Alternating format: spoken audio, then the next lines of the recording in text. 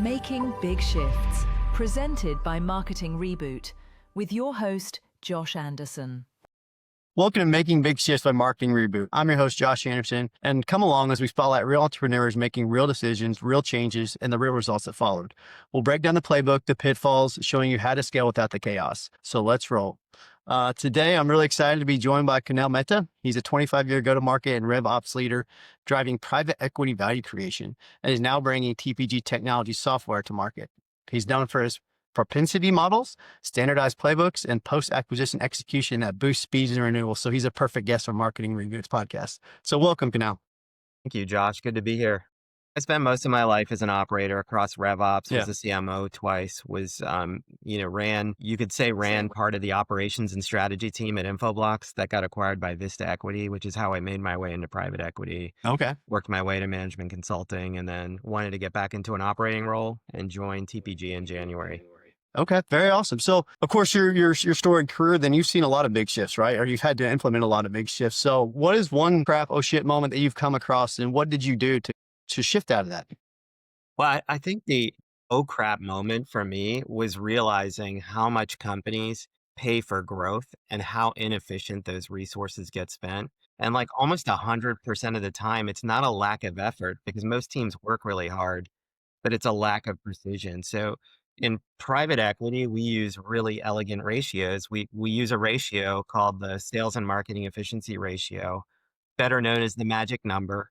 And it's calculated by taking year over year growth and you divide it by the amount spent in sales and marketing over the last 12 months, and you get a ratio. So if the ratio is 0.38, the way to decode that is for every dollar I spend on sales and marketing, I get 38 cents in growth.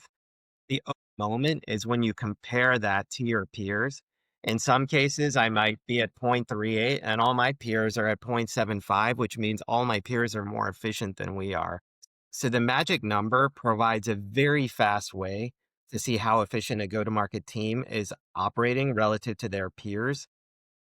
If you're doing diligence on a company and you're a financial sponsor, it's a great way to also figure out how much of the go-to-market improvement I can underwrite. Be something, right? If you're looking at CPG brand versus enterprise sales, things like that. For sure. Like if I'm Merck and I'm in pharma, I'm going to be comparing to AbbVie and Novartis and others. But if I'm a SaaS company, I'll probably find 5 comparables that are really similar to me, whether they're private or public comparables, and be able to kind of performance benchmark across not just go-to-market and sales and marketing, but other areas as well. You kind of are looking for the bleeding artery, and then where do you dive in? Yeah. Do you have like some type of framework that you do whenever you find a company, or to sniff out that bleeding artery and then get more efficient with your spend? Well, yeah. So if I think it depends on, like, if I take that performance benchmark lens, and let's just say the magic number is off, right, relative to my peers, the playbook then becomes like, hey, let's build this propensity model, as you talked about in the introduction. The propensity model is really, it prioritizes accounts, and it's a model that takes customer data and churn data, and it uses machine learning to calculate R values and hundreds of variables, and it provides a score, right? So when that's done, you'll find things like 20% of my best accounts have no sales coverage, or my territories are out of balance, or 2/3 of the pipeline are low propensity accounts. Potentially more leads coming, more of our leads are coming in for low propensity accounts. So by focusing on high propensity accounts, you fix that. So I had a chance to build, and participate in over 100 of these propensity models. And if I look 12 months down the road, 80% of the close won come from A accounts. So one action, you could take if you're off relative to your peers, is to build a propensity model. This one move alone moves the magic number like 8 cents. And it's why management consultants can get away charging $500,000 to $1 million for a project like this. But, at TPG, we charge really a small fraction of that. So TPG is an outsourced SDR agency. We try to explain it as the 3 S's, and we can go more into it, but we see it all, we spot the patterns, and we steer the go-to-market. Seeing it all involves there's two things involved in seeing it all. One is we often serve as the connective tissue between sales and marketing. When I look at some of the Vista analytics that I was a part of or got to use in some of their standard operating procedures, one thing you noticed across 60 companies at the time that they had, if you look at marketing leads, over half either had no owner or no disposition. So that's a really big black hole in is marketing working or not working, right? At TPG, we run an all-bound model, so we disposition all the leads. So for CMO, they get a lot of precision on what's working and what's not working and where to pour rocket fuel. And then on the actual sales side and outbound dialing, so we'll process all the inbound leads and disposition, but on the outbound side, if I take that same Vista data, what we found is if I just looked across 60 companies and I look at just close one, on average, it took 26 attempts to reach a buyer. All the cadence tools were 10 or 14 steps, and you never took it to the bone. So one of the things I really liked about TPG was that there was only three ways out. We got a meeting, we were following out, or we DQ'd them. There was no way out. We didn't send people to nurture very quickly until we dispositioned the lead or got a hold of them. Right. Okay. Then, like after you disposition a lead, then they would go to. Now I'm getting down to just some marketing nitty gritty, and that's fine. But after you disposition a lead, then you guys typically put them into a long term nurture just to try to keep them warm, or what? So once a lead came in, so one of the phenomena we've seen over 7 years, and we've collected this data for 7 years, is like originally that statistics it took 26 attempts to reach a buyer. That for inbound and outbound, that number continues to go up. I mean, we have people that fill out a form fill and now it takes 60 attempts to reach them. People are like busy, right?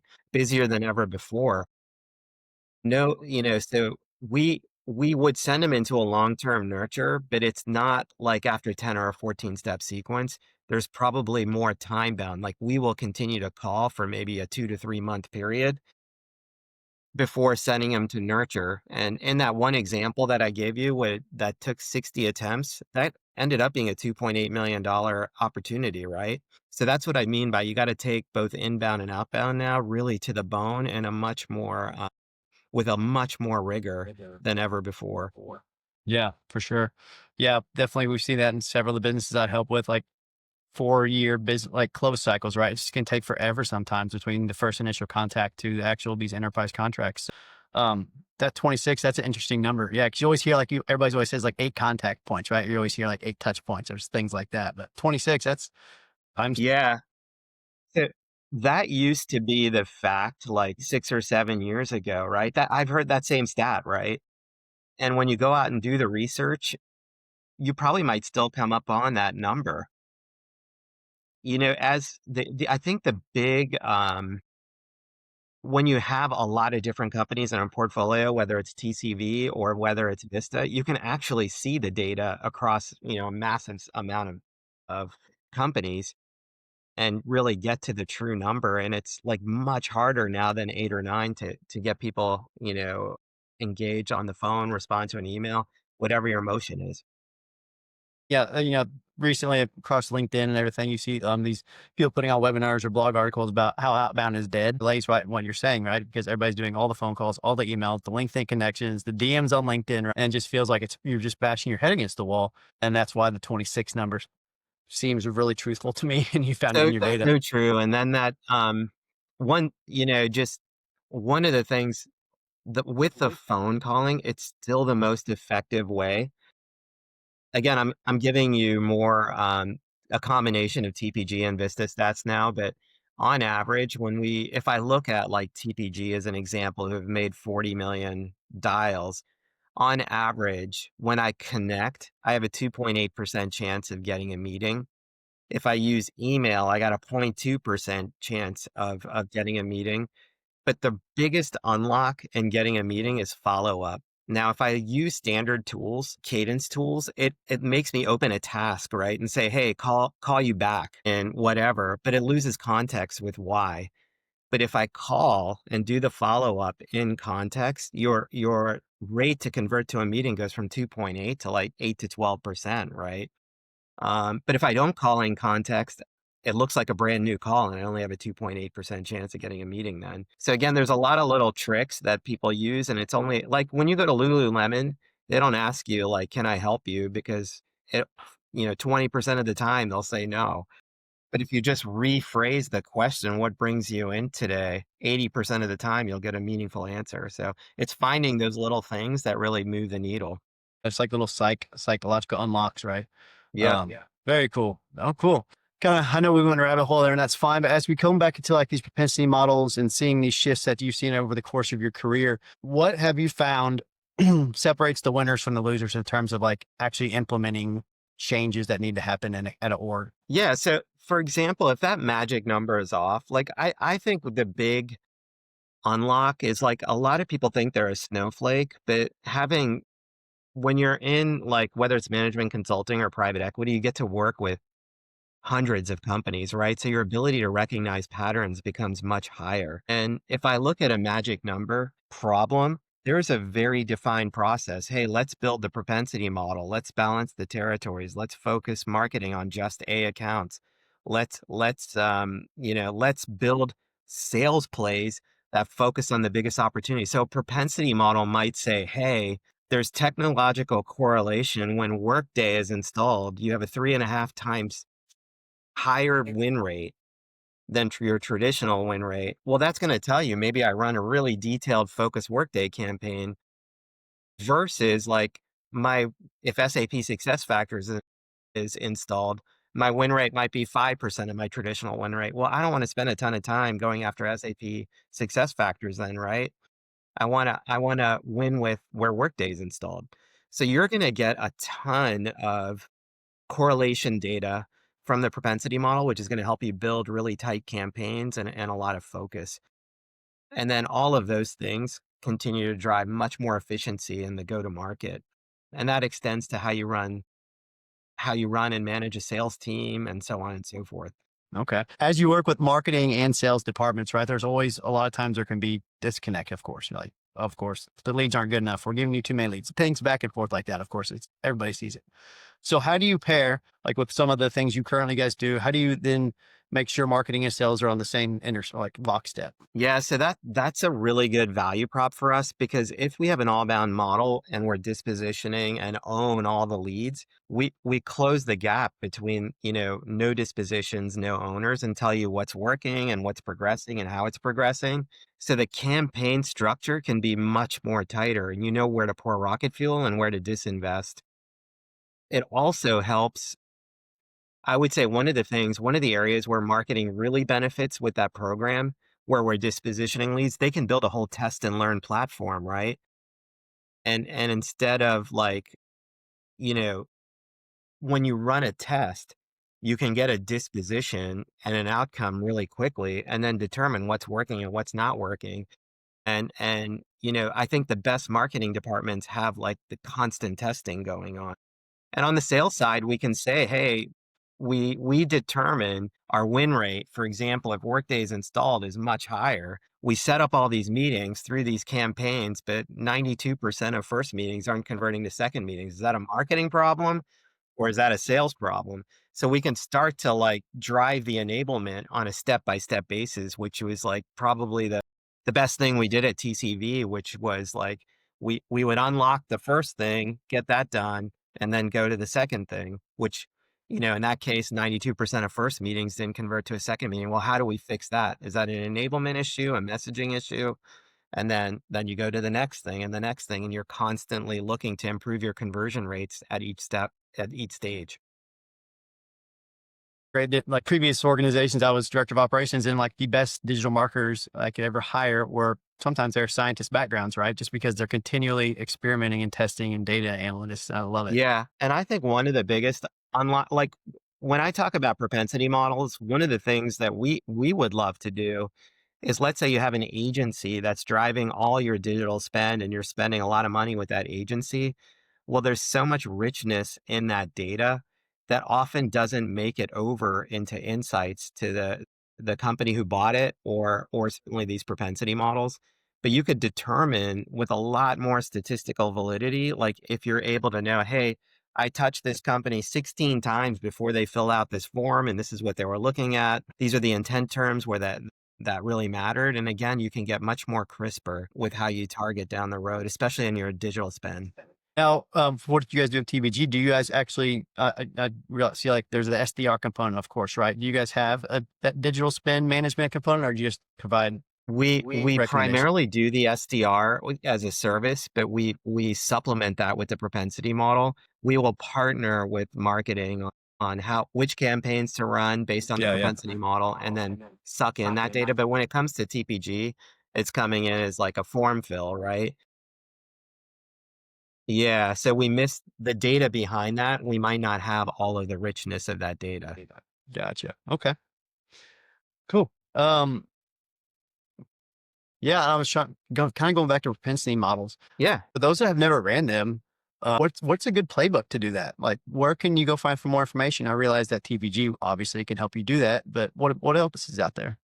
So like on the TPG site, we're pretty public with blogs on how we build a propensity model, but it's not a hard process. We take the customer data, we take the churn data, and then what we built is something called a correlation engine. And what it's doing is it's using machine learning to test hundreds of variables, and it's calculating what's called an R score.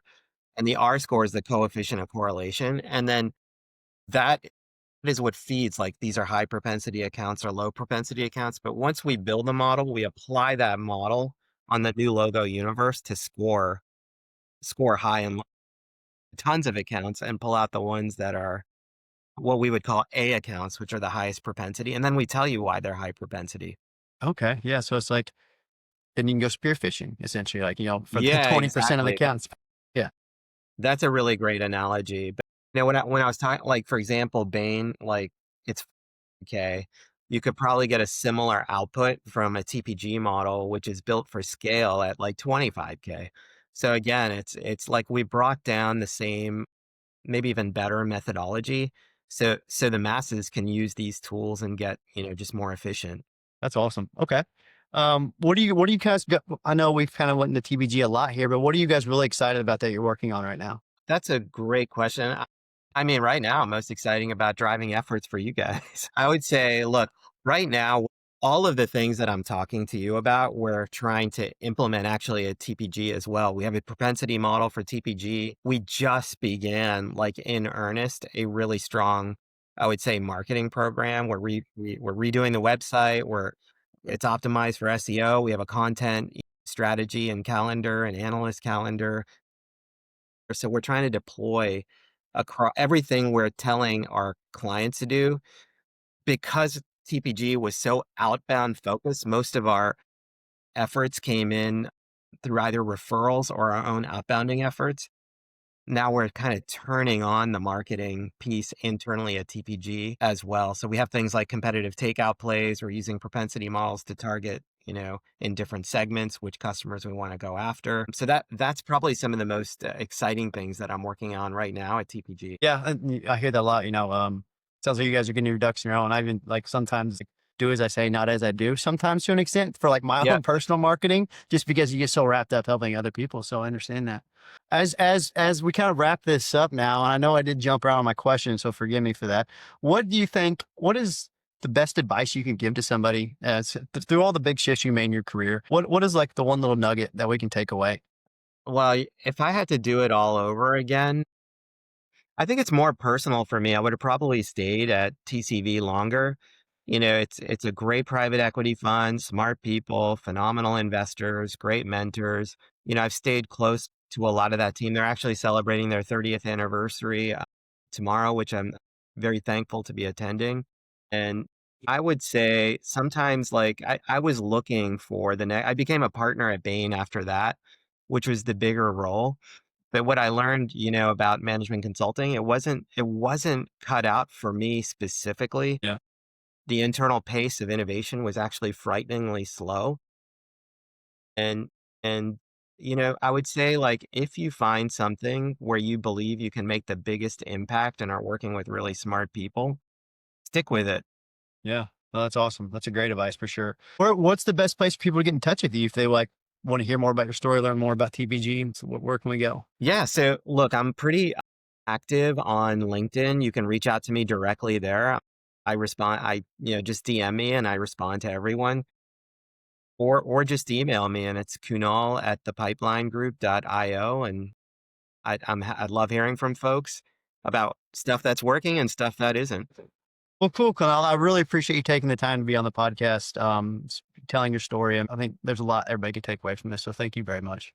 Well, thanks, Josh. It's a real pleasure to be here and looking forward to hopefully doing this again with you. Yeah, for sure. All right, guys, that's a wrap. Thanks for listening to Making Big Shifts by Marketing Reboot, where we help leaders focus on what actually matters in their marketing. Well, like Kunal is talking about here today. Subscribe for more real stories and hard-won lessons. And I'm Josh Anderson, and we'll see you on the next one. Thank you for listening to Making Big Shifts. Like, share, and follow for more. Join us next time on Making Big Shifts, presented by Marketing Reboot,